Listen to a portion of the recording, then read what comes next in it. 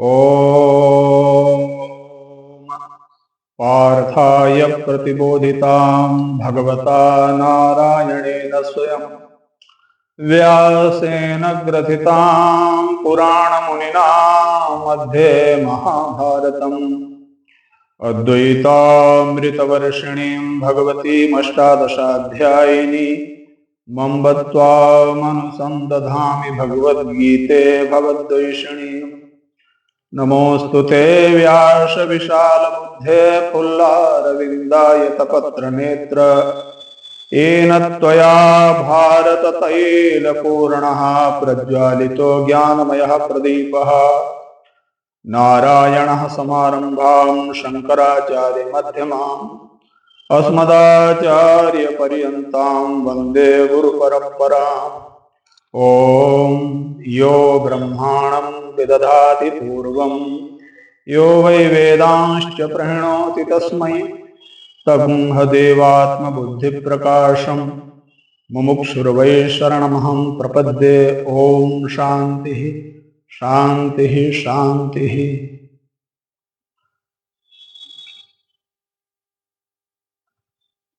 गीता एक दर्शन है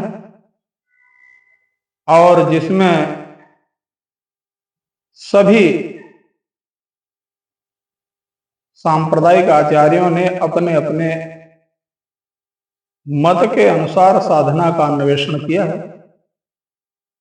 भगवान रामानुजाचार्य के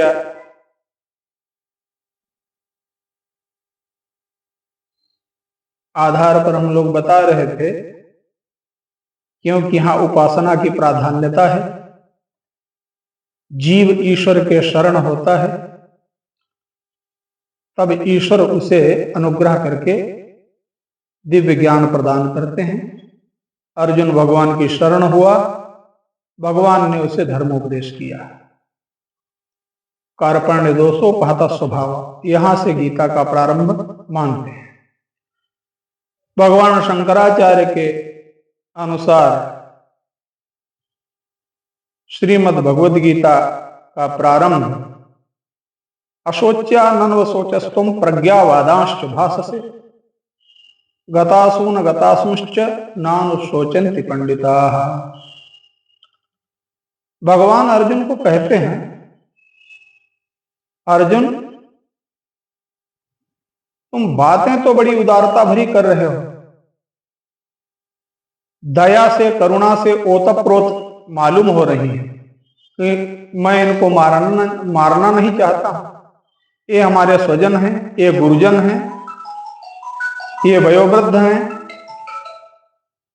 इन्होंने हमारा पालन किया है, ये सगे संबंधी हैं। लेकिन ये कृपणता है, क्योंकि ये संबंध के कारण उत्पन्न हुआ आकस्मिक मोह है, ये निर्णायक नहीं है।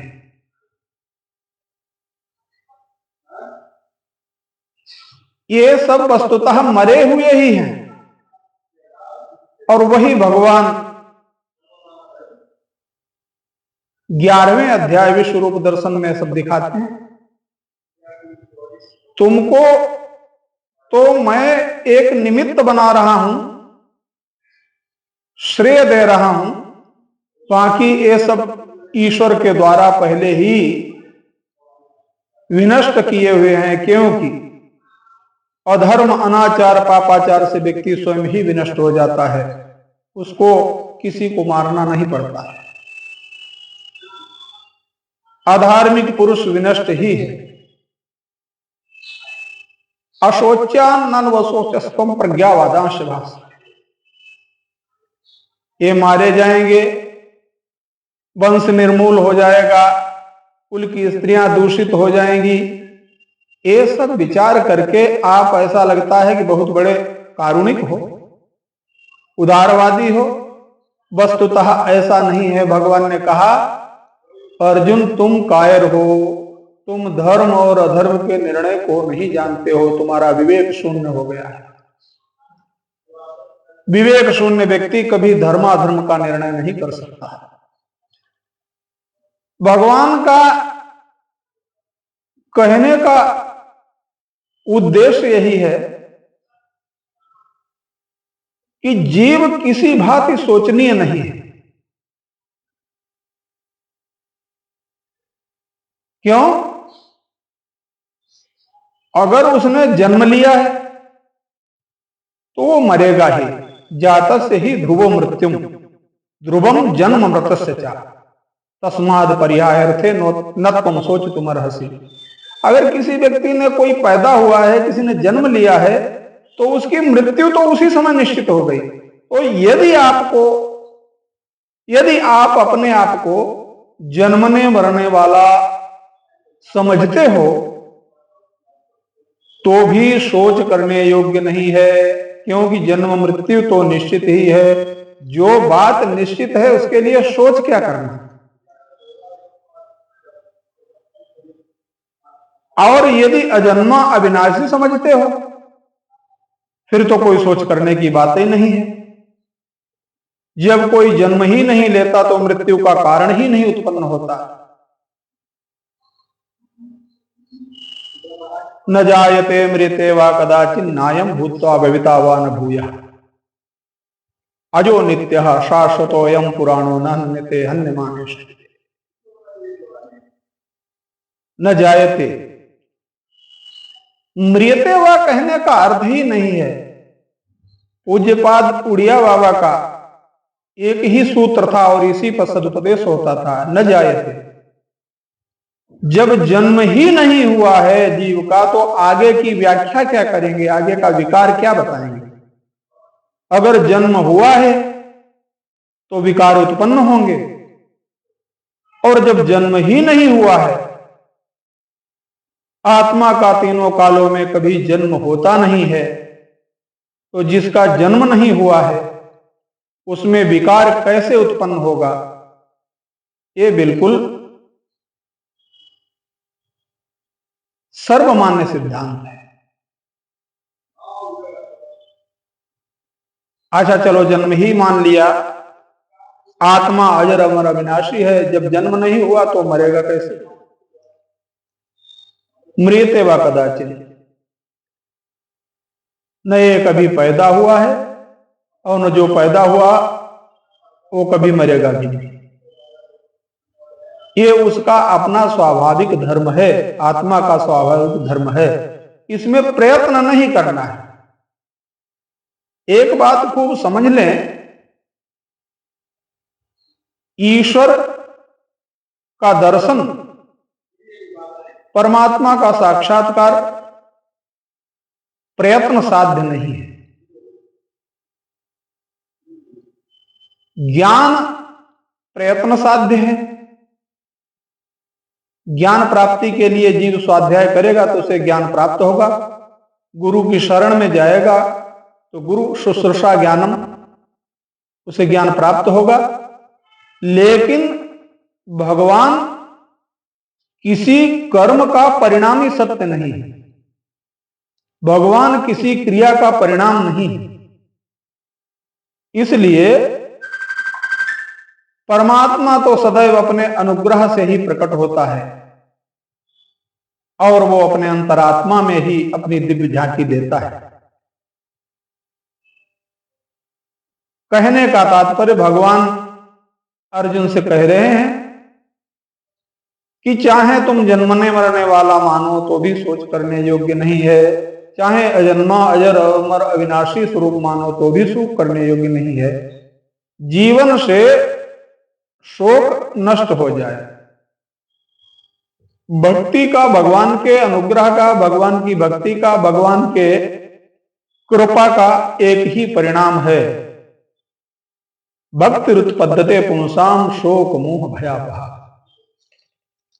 जब भगवान की भक्ति का अंतःकरण में उदय होता है तो भूतकाल का शोक किसका होता है?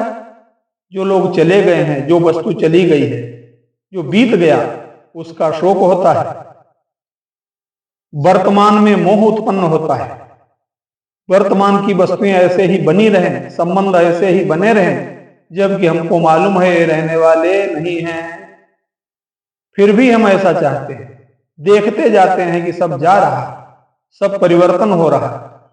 तो वर्तमान में जीव को मोह होता है और भविष्य का भय होता है, कल क्या होगा, कैसा होगा, कल हमारे जीवन की स्थिति क्या होगी। तो भविष्य को सोचकर व्यक्ति भयभीत होता है।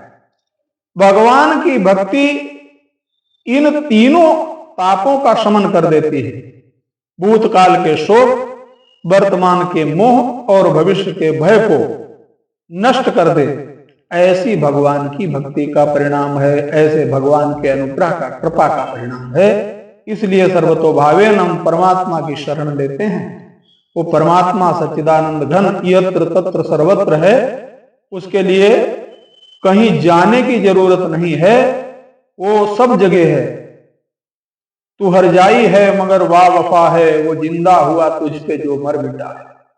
जो अपने को खो देता है उसके लिए परमात्मा सर्वत्र प्रकट हो जाता है। हरि व्यापक सर्वत्र समाना, हरि व्यापक सर्वत्र समाना, प्रेम से प्रकट हो ही मैं जाना। भगवान महादेव जी ने कहा, देवी पार्वती, भगवान सर्वत्र है। देवी पार्वती के माध्यम से सारे देवताओं को, ब्रह्मादिक देवताओं को जो सभा में बैठे थे और सबने प्रश्न किया कि प्रभु परमात्मा कहाँ है, तो उन सब देवताओं के प्रश्न के उत्तर में भगवान ने कहा कि अग जग में सब रहित विरागी, प्रेम ते प्रभु प्रगट ही जिमि आगी। परमात्मा प्रेम से ठीक उसी भांति प्रकट होता है, प्रेम रूपी संघर्षण से। जैसे दो वस्तुओं के संघर्षण से अग्नि उत्पन्न हो जाती है। अग्निर यथैको भुवनम प्रविष्टो रूपम रूपम प्रतिरूपम बभूव। जैसे अग्नि व्याप्त है और वो व्याप्त अग्नि हमारे किसी काम की नहीं है, उस व्याप्त अग्नि से हम अपने जीवन की व्यवस्थाओं को, जीवन की आवश्यकताओं की संपूर्ति नहीं कर सकते। प्रकट अग्नि ही जीवन में हमारे लिए हमारी व्यवस्थाओं की संपूर्ति करती है, हमारी आवश्यकताओं की पूर्ति करती है। हमारे सभी जो आवश्यकताएं हैं, चाहे भोजन बनाना हो, चाहे शीत से कोई व्यक्ति संतृप्त हो, उसको अपने को सेंकना हो, तापना हो, यानी प्रकट अग्नि ही जीवन में उपादेय है।